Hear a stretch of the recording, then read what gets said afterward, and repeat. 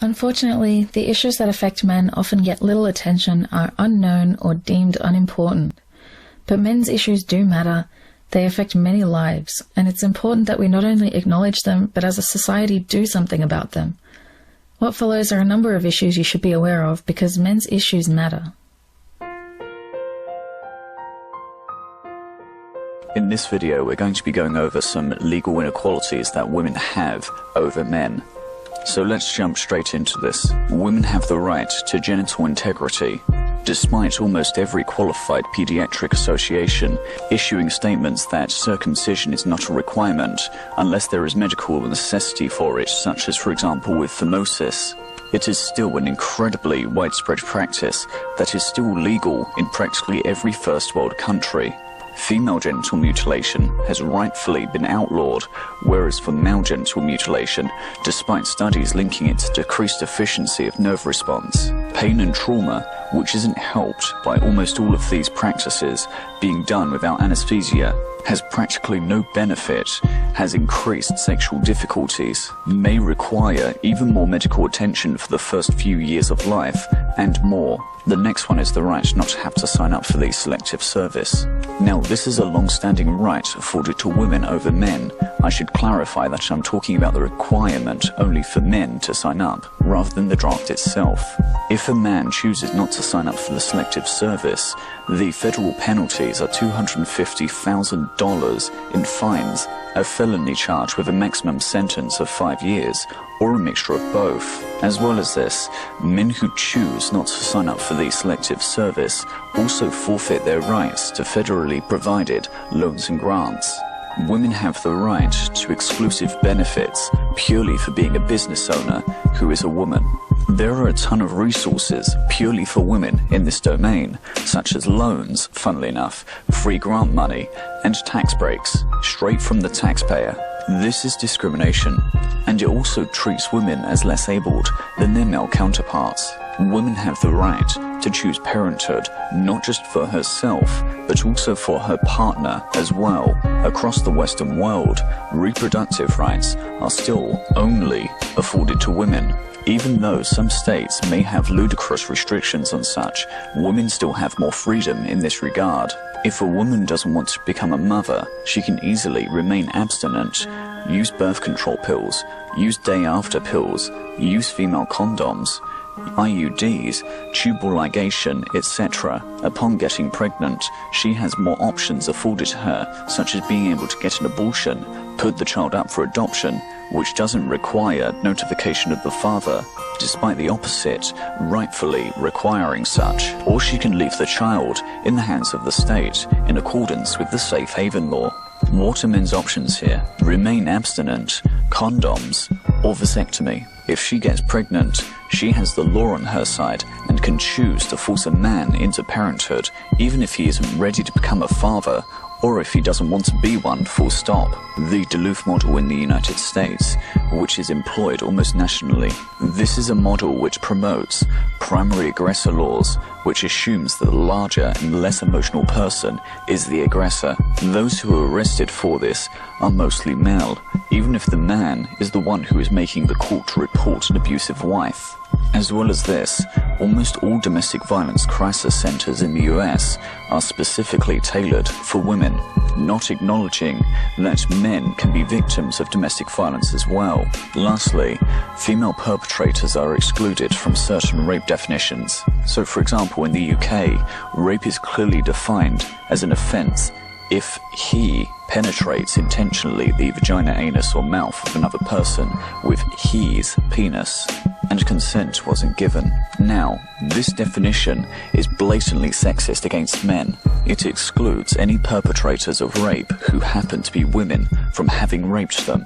Only other men can rape other men.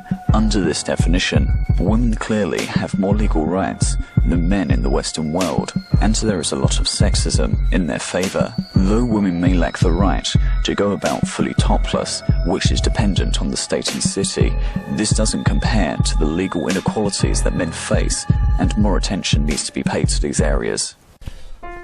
Child custody. In over 80% of the contested cases in the United States, mothers get primary custody of the children.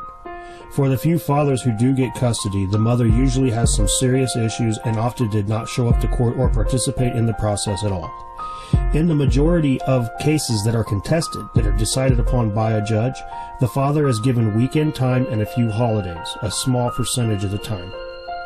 The risk factors that the court considers, drugs, abuse, mental health issues, etc., are considered to be worse and more of an issue if the father has the issues than if the mother has the issues. The courts currently use the best interest of the child doctrine, but this has shown itself not to be in the child's best interest. A child with an active relationship with their father is far more likely to finish high school, to go to college, to be financially stable as an adult. A child without an active father is far more likely to be incarcerated, to drop out of school, to abuse drugs, or to be just a general criminal. While joint decision-making between divorced parents is becoming a far more common occurrence, and often results in shared 50-50 custody, the courts haven't changed much, still awarding custody most of the time to the mother. This needs to change because male and children issues matter. Male genital mutilation is a direct violation of our basic human rights to bodily integrity. But while most of the world champions to end female genital mutilation, boys are often wholly forgotten. We see little girls suffering in filthy conditions in third world countries, losing functional parts of their genitals, but conveniently ignore the little boys suffering the same injustice in the same conditions. Not only that, but it's still widely acceptable in Western societies. In the US, there were 117 deaths of baby boys due to circumcision complications on average per year for supposed medical benefits that could have easily waited until the man in question was old enough to decide for himself whether or not removal of the foreskin was best for him. These numbers may not be entirely accurate, as circumcision complications are often not directly referenced as cause of death.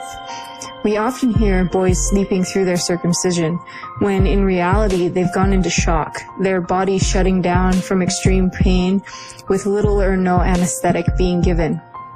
The medical benefits of male genital mutilation are shockingly similar to the myths surrounding female genital mutilation. The claim that removal of the foreskin is cleaner, for example, is entirely false. The foreskin is attached to the head of the penis, keeping it clean and protecting it. In order to perform a circumcision on a baby boy, they must first tear the foreskin away from the glands, creating an open wound that is then put into a dirty diaper. If you are interested in more information, please visit CanFap for Canadian viewers, the Whole Network or Intact America for American viewers, and CircInfo for Australian viewers. The sentencing gap. If we control for the arrest offence, criminal history and other prior characteristics when comparing the criminal sentencing of males and females, we find that females are twice as likely to avoid incarceration if convicted, and males receive 63% longer sentences than females do on average.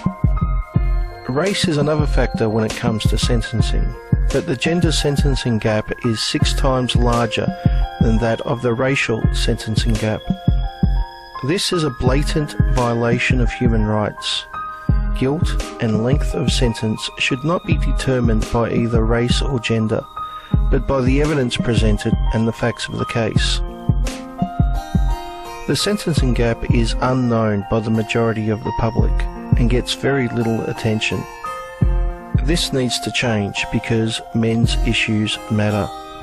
There is a silent and growing epidemic in the Western world, and the chances are that you've been affected by it in some way, be it first-hand, second-hand, etc. That growing and silent epidemic is male suicide. My paternal side of the family has had 2 first-hand experiences with suicide. I've lost 1 step-uncle and 1 step-grandfather. The grandfather being the most recent loss. He died in December of 2015 via carbon monoxide poisoning. His son was in his 20s. I cannot remember his exact age as I was very young at the time, and his cause of death was hanging. These may be 2 personal anecdotes anecdotal examples, but they are part of an ever-increasing problem. A problem that seemingly society does not want to talk about or even seems to care about. This video is about male suicide, its causes, and how we can deal with this problem and to stop men and boys from killing themselves. Male suicide rates are increasing. In the United Kingdom in 2014, the latest figures I could find, there were 6,122 suicides registered. Men accounted for 16.8 per 100,000, the highest since 2001. In the United States, suicide as a whole increased by 25%, with men being the majority at 20.7%. In Canada, the suicide rate was 17.3 per 100,000 in 2012, and in Australia in 2014, the suicide rate overall was 12.2 per 100,000, and over 75% of those victims were men. As we can see, this is a problem that is not just a British problem, but a Western problem, as men are killing themselves at higher numbers every year. The prevailing trends are that those men in their 20s and in their 40s to 50s often are the ones who commit suicide the highest, not just out of their demographic, but as an overall majority of all suicides. So what is causing these male suicide rates to soar? What could possibly be the reason why men would want to kill themselves in ever-increasing numbers? Well, to tell the truth, we can never truly know the reason why as a group they kill themselves. Individually, we could if they happen to leave notes, but we can debate and try to understand why they would. So now we must turn to what we, as a society, can do for men to end this epidemic of suicide and to improve their quality of life. In all my research, one thing that keeps cropping up again and again is awareness. The public, and this includes men, not just women, are simply unaware of the scale of the problem. This could be due to a variety of factors. We live in a society where children or women are viewed as more sympathetic characters. We see on the news and on the television stories of their tragedies and adverts for charities that deal specifically with their issues. And until very recently, there was few to none for men. So for decades, the public was largely in the dark about these issues until things like Movember, and in the UK, the campaign against living miserably, or CALM, were implemented. However, most people still do not know the full extent of the issues. Some will say it's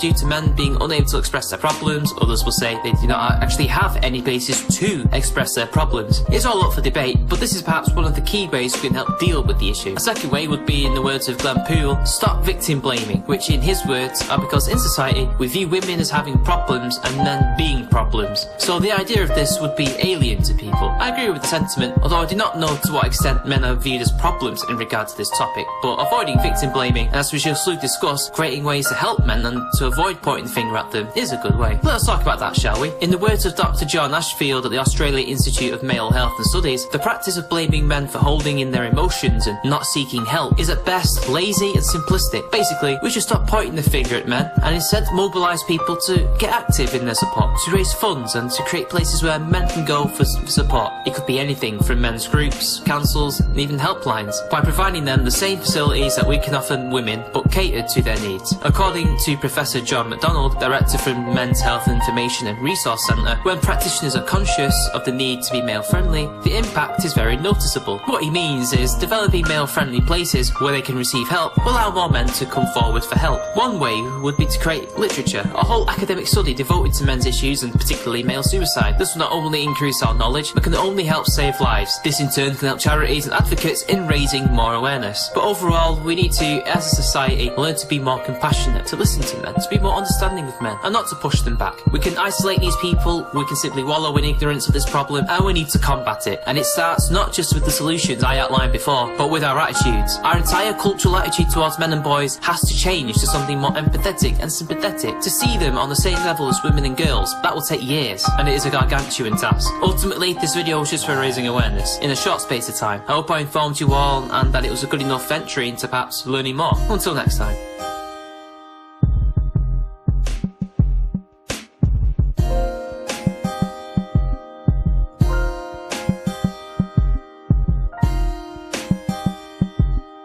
Please feel free to mirror this video or share it on Facebook and Twitter.